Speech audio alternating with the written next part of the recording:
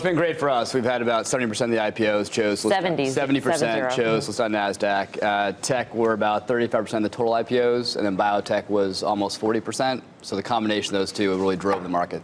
The average IPO is up 22% on average.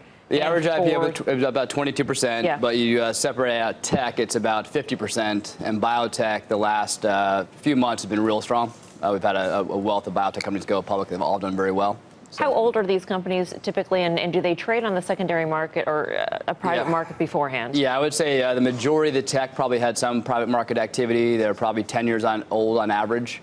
Biotech probably closer to 3 or 4 years. There's been a lot of excitement around gene therapy right now, driving a ton of biotech activity.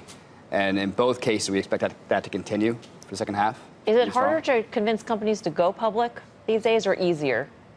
I'd say, listen, companies, if they're ready to go public, they need capital, they will look at that as a course to go, but they will definitely wait on the technology side until they're more mature, until they're really ready to go. So I think that 10 years is pretty much the average. So investors are demanding more in terms of financials and track record, et cetera. It's the size of company, and to get to scale, to get to be the billion-dollar company, that does not happen overnight, and companies want to make sure the business model is appropriate for going public, and so that they're waiting a bit longer.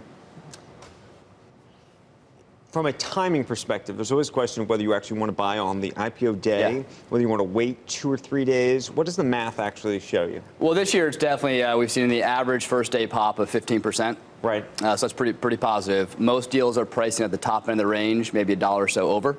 So I think the enthusiasm, the deals are being priced right. So the first day. Are they holding, though, at 15%? Yeah. Oh, actually more so. So the aftermarket. Right, but oftentimes then there's a dip after a couple days, and then it comes back. So I would say right now, Aaron, we're seeing the deals really hold. So that average 50% tech performance, if you take 15, 20% on day one, add on another 30%. It may not be the next day, but they're. I think this year, you look at a lot of the stock charts, they're up and to the right. What are you seeing for the pipeline? Real strong. So even with July losing 2 weeks, we expect 20 deals on Nasdaq alone.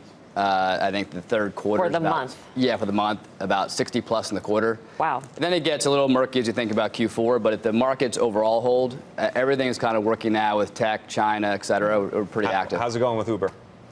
I think a lot of those companies are starting to get some noise. So our worst thing to do is to go and introduce ourselves in a meeting for a pitch. We work very hard to get in early and talk to companies.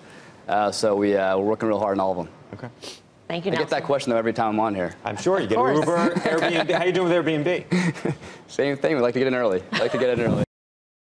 Hey there, thanks for checking out CNBC on YouTube. Be sure to subscribe to stay up to date on all of the day's biggest stories. You can also click on any of the videos around me to watch the latest from CNBC.